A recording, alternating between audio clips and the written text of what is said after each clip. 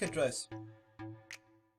Each network card, whether it's Wi-Fi card or wired card, it has a physical static address assigned by the card manufacturer called the MAC address, Media Access Control.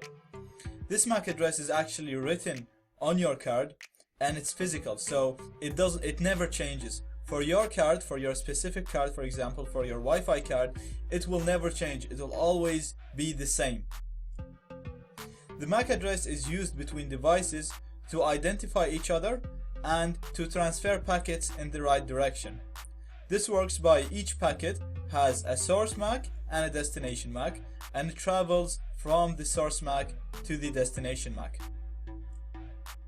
Now, because the MAC address is static and it never changes, it can be used to trace you back and to identify your device.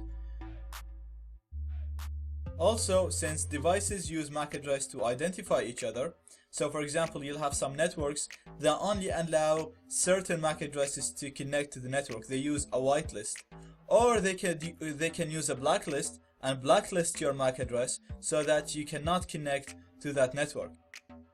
So changing your MAC address can help you either connect to the network by changing your MAC address to one that's in a whitelist, or it could let you bypass blacklists.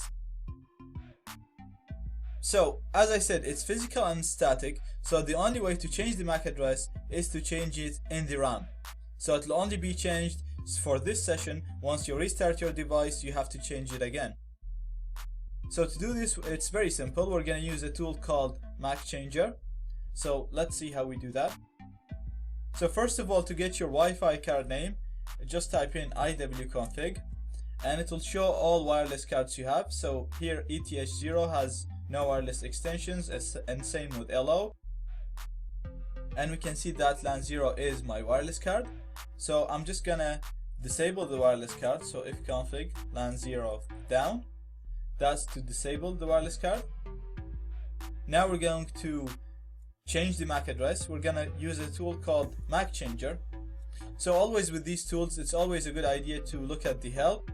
So if you just go on MAC Changer, help, we'll see all the options that we can use with this tool. So you can use help and version to show the version, and help, show to show your current MAC address, E, so that it doesn't change the vendor bytes, it doesn't change the manufacturer of the MAC address.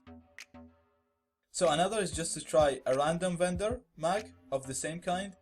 A is just to set a random vendor here, the capital A. P will reset to the original permanent MAC address. So if you change your MAC address and you want to use the old one, you can use P.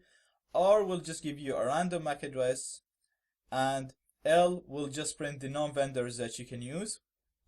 And M, actually, it'll help you pick your own MAC address. So you can, if there is a whitelist, and I'll show you how you can see all connected devices. So if your target network, you can see there's, for example, 3 devices connected, and this network only allows these 3 devices connect.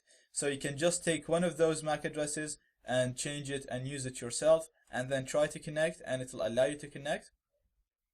So let's see how we change the MAC address. We're going to use MAC Changer again, and I'm just going to use random to set up a random MAC address, and then we'll put the device name, which is LAN 0. So very simple, MAC Changer random LAN 0. You can use the M to specify your own MAC address if you want.